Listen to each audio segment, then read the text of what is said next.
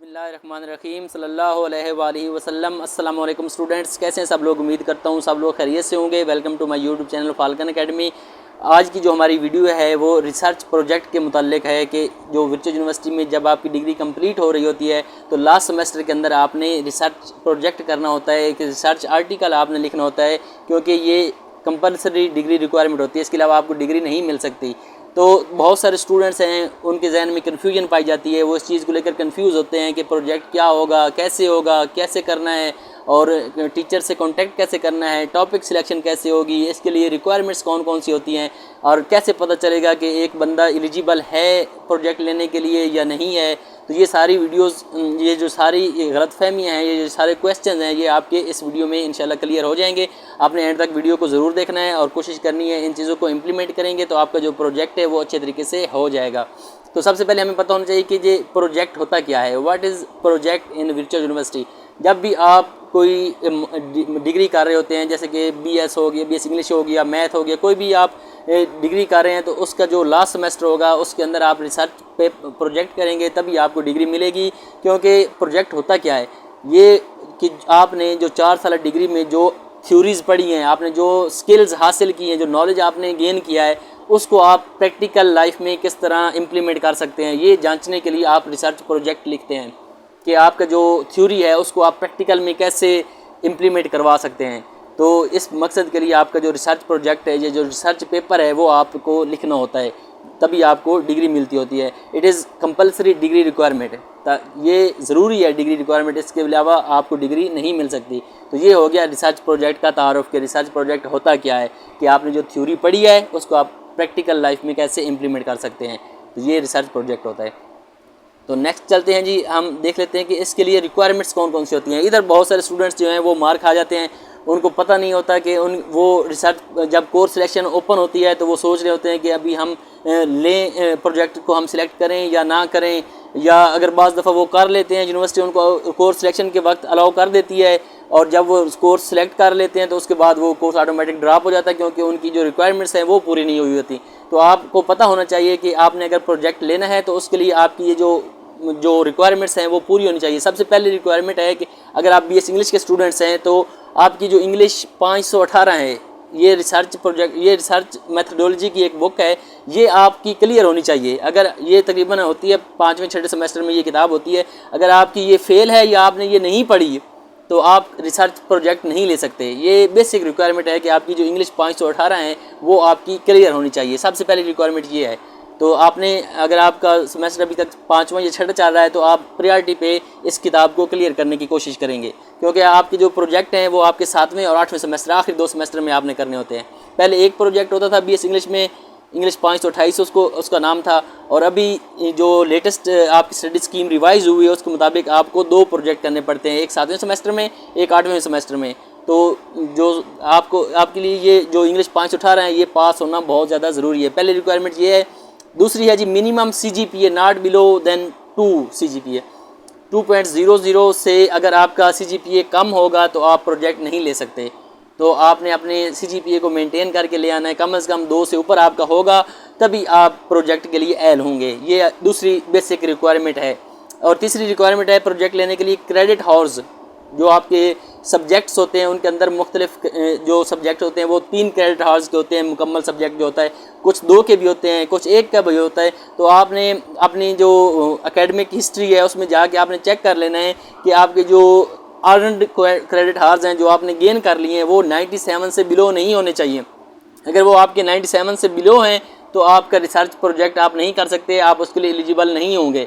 तो ये 3 basic requirements हैं, ये आपकी पूरी होनी चाहिए रिसर्च प्रोजेक्ट को लेने के लिए। अगर इनमें से कोई एक भी आप मिस करेंगे तो आप रिसर्च प्रोजेक्ट नहीं ले सकते, बाद में आपको परेशानी का सामना करना पड़ सकता है। तो हमें इन चीज़ों में परेशानी का सामना करना पड़ा, इसलिए कोशिश की है कि आने वाले जो स्टूडेंट्स हैं उनको मसला ना हो, इसलिए ये वीडियो बनाई जा रही है। तो आपने इन चीज़ों को गौर से सुनना है। आगे है जी, इसके बाद फाइनल ईयर प्रोजेक्ट की जब बात आ जाती है, रिक्वायरमेंट्स आपकी हो गई, आपको पता चल गया कि प्रोजेक्ट होता क्या है, फिर उसके लिए क्या क्या रिक्वायरमेंट्स होती हैं, उसके बाद फिर अगला काम शुरू हो जाता है कि there are 2 projects and BS English 4 year program. जो BS इंग्लिश का 4 साल प्रोग्राम है उसके अंदर 2 प्रोजेक्ट होते हैं, एक इंग्लिश 525 और एक इंग्लिश 526। तो ये 2 प्रोजेक्ट हैं और ये आपने 7वें और 8वें सेमेस्टर के अंदर करने होते हैं। आप एक सेमेस्टर के अंदर दोनों प्रोजेक्ट्स नहीं कर सकते। आप ये ना हो कि आप कहें कि भाई मैं 7वें में नहीं करता और मैं 8वें में दोनों कर लूँगा, ऐसा मुमकिन नहीं है। आपने इनको 1 बाय 1 करना है। और सबसे पहले only 1 project is allowed in 1 semester. एक सेमेस्टर के अंदर एक प्रोजेक्ट आप कर सकते हैं, एक से ज़्यादा आप नहीं कर सकते। उसके बाद जो इंग्लिश 525 है, ये एक प्रपोजल टाइप होता है कि जो रिसर्च प्रोजेक्ट है उसका आप एक प्रपोजल टाइप देते हैं और ये 7वें सेमेस्टर में है। आप इंग्लिश 526 पहले नहीं रख सकते। जैसे इंग्लिश 518 रिक्वायरमेंट है ना, इस तरह इंग्लिश 526 को लेने के लिए इंग्लिश 525 का क्लियर होना आपके लिए ज़रूरी है। तो आपने 7वें सेमेस्टर के अंदर इंग्लिश 525 को सिलेक्ट करना है। जब कोर्स सिलेक्शन ओपन होगी तो आपके सामने ये आपके सारे सब्जेक्ट्स आ रहे होंगे, तो आपने इंग्लिश 525 को 7वें सेमेस्टर में सिलेक्ट करना है और इंग्लिश 526 जो है उसको आपने 8वें सेमेस्टर के अंदर रखना है। ठीक हो गया।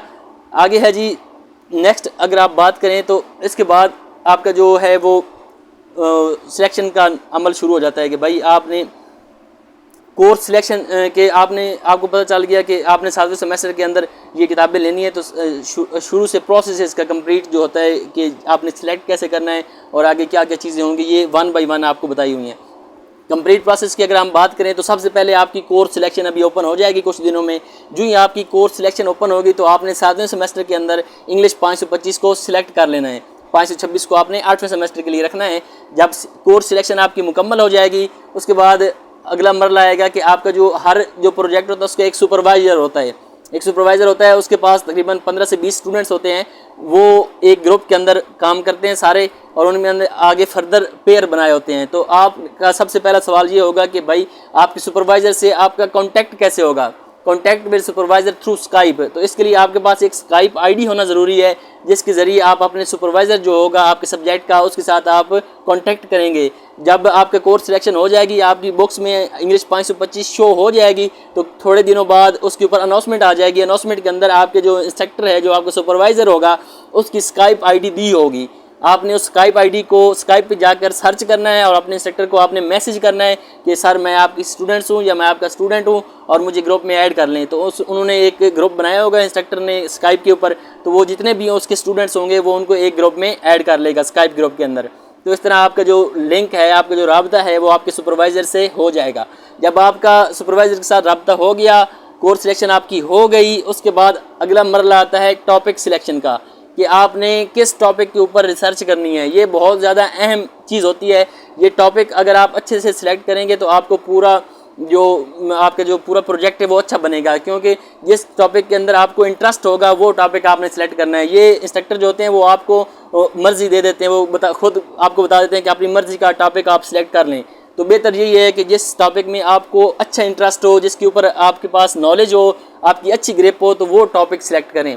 अगर आप सिलेक्ट नहीं करेंगे तो टीचर भी आपको कुछ रिकमेंड कर देते हैं, लेकिन टॉप प्रायोरिटी यही होनी चाहिए कि आप अपना जो टॉपिक है वो खुद सिलेक्ट करें। तो आपने एक टॉपिक सिलेक्ट कर लेना है रिसर्च का और अपने इंस्ट्रक्टर को बता देना है कि भाई मेरा ये टॉपिक है और मैं इसके ऊपर रिसर्च करूँगा। तो वो आपको अप्रूव कर देंगे। उसी स्काइप ग्रुप के अंदर आपने उनको बताना है, वो आपको अप्रूव कर देंगे। तो उसके बाद अगला मरला आता है कि पेयर सिलेक्शन, कि जो प्रोजेक्ट है वो सोलो भी हो सकता है, अलग-अलग भी आप कर सकते हैं और आपका पेयर में भी हो सकता है। तो रिकमेंडेड यही है कि आप पेयर के अंदर करें ताकि आधा आधा काम आप दोनों को आ जाए और सेम असाइनमेंट्स आपने सबमिट दोनों ने करनी होती है। अगर आप पेयर में कर रहे हैं तो बेशक एक बंदा असाइनमेंट बनाए और सबमिट दोनों ने एक तरह की ही करनी होती है। तो इस तरह जब पेयर में आप काम करते हैं तो आपका काम डिवाइड हो जाता है और आपको आधा आधा काम करना पड़ता है। तो रिकमेंडेड यही है कि आप हमेशा पेयर के अंदर जो प्रोजेक्ट है उसको करें। सोलो करने से आपके ऊपर बर्डन ज़्यादा हो सकता है। तो आपकी पेयर सिलेक्शन होगी, आपने अपनी मर्ज़ी से आपकी जो उस इंस्ट्रक्टर के जो आपके सुपरवाइज़र होगा, जो उसके पास स्टूडेंट्स होंगे, जो स्काइप ग्रुप में ऐड होंगे, बेशक वो 20 होते हैं, 25 होते हैं, 30 होते हैं, तो उन्हीं में से आपने पेयर बनाना है। ये नहीं हो सकता कि आप कहें कि मैंने अपनी दोस्त के साथ पेयर बनाना है, तो ऐसा मुमकिन नहीं है। जो उस इंस्ट्रक्टर के उस स्काइप ग्रुप के अंदर लोग होंगे, 15 से 20 होते हैं अमूमन तौर पर, उन्हीं में से आपने एक पेयर सेलेक्ट कर लेना है जो आपको लगे। या फिर अगर आप नहीं करेंगे तो वो इंस्ट्रक्टर खुद भी बना देता है एट द एंड। अगर आप किसी चीज़ पे एग्री नहीं होते तो फिर इंस्ट्रक्टर बता देता है कि भाई इस तरह होगा। तो पहले वो आपको चांस देंगे, वो कहेंगे कि भाई अपनी पेयर सिलेक्शन कर लो। तो आपने खुद ही कोशिश करनी है, लोगों के साथ रब्ता करके इनबॉक्स के अंदर पेयर अपना बना लेना है। ठीक हो गया, आपका पेयर सिलेक्शन हो गई, आपका पेयर बन गया, आपने इंस्ट्रक्टर को बता देना, उसके बाद अप्रूव हो जाएगा आपका पेयर। जब आपका पेयर अप्रूव हो जाएगा, आपका टॉपिक अप्रूव हो जाएगा, उसके बाद फिर आपकी असाइनमेंट नंबर 1 की अनाउंसमेंट आ जाएगी। कि भाई जी आपका ये टॉपिक है, इस पे आपने रिसर्च करनी है। तो आपका जब टॉपिक आ जाएगा आपको वो बता दिया जाएगा कि भाई आपने इस पे रिसर्च करनी है, तो आगे फिर आपके असाइनमेंट नंबर 1 आ जाएगी। ये 20 नंबर की असाइनमेंट होती है। इसके अंदर आपको बताया होगा, जब असाइनमेंट आएगी अनाउंसमेंट के अंदर आपने उसको खोल लेना है। उसमें बताया होगा कि भाई जो रिसर्च पेपर होता है उसका एक खास पैटर्न होता है, जिसमें इंट्रोडक्शन होता है, लिटरेचर रिव्यू होता है, कंक्लूजन होते हैं, उसके बाद डिस्कशन होता है, तो मुख्तलिफ सेक्शन होते हैं उसके। तो आपको बताया होगा कि भाई पहली असाइनमेंट में आपने कितने सेक्शन तक लिखना है। तो अगर आपको 3 सेक्शन या 2 सेक्शन बताता है तो आपने वही 2 सेक्शन इंट्रोडक्शन और लिटरेचर रिव्यू ही लिखना है पहली असाइनमेंट के अंदर। लेकिन आपने एक चीज़ ज़हन में रखनी है कि प्लेजरिज्म का बहुत ज़्यादा मसला आता है, तो प्लेजरिज्म से आपने अवॉइड करना है। अगर आपका प्लेजरिज्म ज़्यादा होगा तो आपको मार्क्स कम आएंगे। तो असाइनमेंट नंबर 1 के अंदर जितना आपको बोला होगा उसी टॉपिक को लेकर आपने असाइनमेंट नंबर 1 बनानी है। 2 सेक्शन लिखने हैं रिसर्च के। आपको पता होना चाहिए कि रिसर्च आर्टिकल का पैटर्न क्या होता है, वो आप इंटरनेट से देख सकते हैं कि भाई एक रिसर्च प्रोजेक्ट जो होता है उसका क्या पैटर्न होता है। तो उस पैटर्न को फॉलो करते हुए अपने टॉपिक को आपने उसके अंदर एडजस्ट करना है। अपने टॉपिक के मुतालिक ही वो आपने जो पैटर्न है उसको फॉलो करना है। जो टॉपिक आपको होगा वो तो आपका अपना होगा, तो उसके अंदर आगे इंट्रोडक्शन, उसी का इंट्रोडक्शन आपने लिखना है कि भाई इसमें क्या चीज़ें पहले अवेलेबल हैं, फिर आपने उसी का लिटरेचर रिव्यू लिखना है। तो ये आपका असाइनमेंट नंबर 1 हो जाएगी 20 नंबर की। आप दोनों मिलकर भी असाइनमेंट बना सकते हैं और आधी एक बंदा बना ले, आधी दूसरा बंदा बना ले, लेकिन कोशिश करनी है प्लेजरिज्म ना हो इसके अंदर। असाइनमेंट्स के अंदर नॉर्मली प्लेजरिज्म का इतना ज़्यादा मसला नहीं आता, लेकिन जो प्रोजेक्ट होता है इसके अंदर प्लेजरिज्म का बहुत ज़्यादा इशू आता है। आपका प्लेजरिज्म डिटेक्ट हो जाता है, आपके नंबर कम आ जाते हैं। तो आपने इस चीज़ का ख्याल रखना है। जब आपकी असाइनमेंट नंबर 1 हो जाएगी 20 नंबर की, फिर आपकी आएगी असाइनमेंट नंबर 2। ये भी 20 नंबर की होती है। इसको इनिशियल ड्राफ्ट भी कहते हैं कि आपका इनिशियल ड्राफ्ट होता है। ये जो असाइनमेंट नंबर 2 होती है ये भी 20 नंबर की होती है। इसमें भी आपको बताया होगा कि आपने कौन कौन से सेक्शन इसमें लिखने हैं। तो जो इंस्ट्रक्शन आपको असाइनमेंट के अंदर दी होंगी वही आपने करनी है, और वही आपने अपने असाइनमेंट दोनों ने मिलकर बना के इसको अपलोड कर देना है। तो 20 नंबर की आपकी ये हो जाएगी। नेक्स्ट आपकी आएगी जी वाइवा और प्रेजेंटेशन। कि भाई आपने एक वाइवा आपको वॉइस कॉल करेगा, आपकी स्काइप के ऊपर ही कॉल होगी। आप दोनों पेयर, उसमें दोनों बंदे मौजूद होंगे, जो पेयर बना होगा आपका वो और आपको एक इंस्ट्रक्टर कॉल करेगा। जो आपका सुपरवाइज़र होगा वो भी अवेलेबल होगा, और एक फर्दर सुपरवाइज़र आके आपको आपका वाइवा लेगा। उसके लिए आपने एक प्रेजेंटेशन बना लेनी है। आपका जो टॉपिक होगा उसको आपने स्लाइड्स की शक्ल में एक प्रेजेंटेशन अच्छी सी बना लेनी है आपने, कि आपके उसके अंदर मुख्तलिफ जो की पॉइंट्स हैं वो लिखे होंगे। तो वो प्रेजेंटेशन आपने प्रेजेंट करनी है वाइवा के ऊपर। आपकी जो कॉल चल रही होगी उसके ज़रिए आपने स्क्रीन शेयर करके अपने इंस्ट्रक्टर को आप वाइवा करवाएंगे through voice call. Voice call आपकी होगी, दोनों बंदे भी मौजूद होंगे, आपके जो इंस्ट्रक्टर हैं वो भी मौजूद होंगे, वो आपका वाइवा लेंगे। क्लास क्वेश्चनिंग भी होती है इसमें। तो आपने अपने टॉपिक पे फुली ग्रिप होगी तभी आपका वाइवा अच्छा होगा। तो 10 नंबर का वाइवा होता है, और ये बहुत इंपॉर्टेंट है। वाइवा अगर आपके क्लियर नहीं होगा तो आपका पूरा प्रोजेक्ट फेल है। तो आपका जो 10 नंबर का वाइवा है ये आपने अच्छे तरीके से करना है। और फिर आता है जी लास्ट और आखिरी फाइनल ड्राफ्ट। इसमें आपका पूरा प्रोजेक्ट आपने शुरू से, जो आपकी पहली असाइनमेंट होगी, दूसरी होगी और वाइवा होगा, उसमें जो आपने गलतियां की होंगी वो आपका सुपरवाइज़र मार्क कर देगा कि भाई ये गलतियां आपने की हुई हैं। तो फिर आपका फाइनल ड्राफ्ट जब बनेगा तो आपने वो गलतियां करेक्ट करके शुरू से लेकर एंड तक पूरा प्रोजेक्ट आपने लिख देना है। जो सेक्शन उसके होते हैं वो सारे सेक्शन आपने पूरे करके आपने लिख देने हैं। और जो गलतियां पहली असाइनमेंट्स में आपके जो सुपरवाइजर उसने मेंशन की थी उनको आपने क्लियर करके लिख देना है। तो 50 नंबर का सबसे ज़्यादा वेटेजेस की होती है, तो आपने सबसे ज़्यादा फोकस भी फाइनल ड्राफ्ट के ऊपर करना है, क्योंकि 50 नंबर का ये है, 50 नंबर के बाकी सारे हैं। तो उस हिसाब से आपने देख लेना है। और आपने पेयर सिलेक्शन के वक्त खास ख्याल रखना है कि मेहनती पेयर को सिलेक्ट करें जो पढ़ने वाला बंदा हो, ताकि आप दोनों के लिए आसानी रहे। तो ये आपका था जी प्रोजेक्ट। उम्मीद है कि कोई क्वेश्चन अभी नहीं होगा, आपके सारे क्वेश्चन क्लियर हो चुके होंगे कि प्रोजेक्ट आपने कैसे लेना है, आपने तैयारी कैसे करनी है, आपने कॉन्टैक्ट कैसे करना है। सारे क्वेश्चन आपके क्लियर हो चुके हैं। लेकिन फिर भी अगर आपका कोई क्वेश्चन हो तो आप कमेंट सेक्शन में ज़रूर पूछें, व्हाट्सएप ग्रुप ज्वाइन करें, आपको मुकम्मल तौर पर गाइड किया जाएगा। और इसके साथ साथ आगे कुछ जो पर्सनल टिप्स हैं वो आपके साथ शेयर कर देते हैं, अगर आपने ताकि आपके जो टॉपिक सिलेक्शन है, जो आपके प्रोजेक्ट सिलेक्शन है वो बहुत ज़्यादा अच्छे तरीके से हो जाए। केयरफुली टॉपिक सिलेक्शन के ऊपर बहुत ज़्यादा फोकस आप लोगों ने करना है, क्योंकि टॉपिक सिलेक्शन अगर आप अच्छी कर लेंगे तो आपका ओवरऑल जो प्रोजेक्ट होगा वो अच्छा बनेगा। दूसरा पेयर सिलेक्शन, कि आप जो बंदा सिलेक्ट कर रहे हैं वो पढ़ने वाला भी है, उसकी आप CGPA पूछ लें कि भाई आपका CGPA कितना है, ताकि आप पढ़ने वाले बंदे के साथ पेयर बनाएं, ताकि उसको वो भी कुछ कंट्रीब्यूट करे, कुछ आप भी कंट्रीब्यूट करें, तो तभी काम चलेगा। उसके बाद प्लेजरिज्म का बहुत ज़्यादा इशू आता है, हमें भी ये बहुत ज़्यादा इशू फेस करना पड़ा था। इसलिए प्लेजरिज्म को अवॉइड करना है। इसके लिए मुख्तलिफ जो प्लेजरिज्म चेकर होते हैं उनके पेड वर्जन आपने लेने हैं। अगर आप फ्री वर्जन यूज़ करेंगे तो वो तो डिटेक्ट ही नहीं करता प्लेजरिज्म को, लेकिन जब आप अपनी असाइनमेंट सबमिट करेंगे तो आपका प्लेजरिज्म आ जाएगा। तो आपने कोशिश करनी है कि 2-3 बंदे या 5 बंदे या 10 बंदे मिल जाएँ और जो पेड वर्जन है वो बाय कर लें, तो उसको आप फिर चेक करके अपनी जो असाइनमेंट है वो आप करवाएंगे। तो जो पेड वर्जन होते हैं उनके अंदर एग्जैक्ट प्लेजरिज्म आ जाता है। तो आपने जो आपका प्लेजरिज्म है वो 13% से कम होना चाहिए, बल्कि 19% से कम होना चाहिए। अगर 19% से ऊपर आपका होगा तो आपका जो नंबर है वो कट जाएंगे। लिहाजा आपने जो पेड वर्जन होते हैं प्लेजरिज्म चेक करके वो आपने ख़रीद लेने हैं। उसके बाद एक और लोग जो होते हैं वो पेड प्रोजेक्ट्स बना रहे होते हैं, वो भी बहुत ज़्यादा अच्छे हैं, उसमें भी लोगों के अच्छे मार्क्स आते हैं, काफ़ी लोगों के 80+ मार्क्स आते हैं। तो आप पेड भी बनवा सकते हैं। अगर आप 2 स्टूडेंट्स हैं तो आप अगर पेड बनवाना चाहते हैं, आप किसी बंदे से रब्ता करें जो मुख्तलिफ लोग हैं जो पेड बना रहे होते हैं। तो आपने दोनों ने 50-50 तकरीबन कर लें पैसे। आपका अगर 10,000 का बन रहा है, 12,000 का बन रहा है, तकरीबन 10,000 तक बन जाता है प्रोजेक्ट।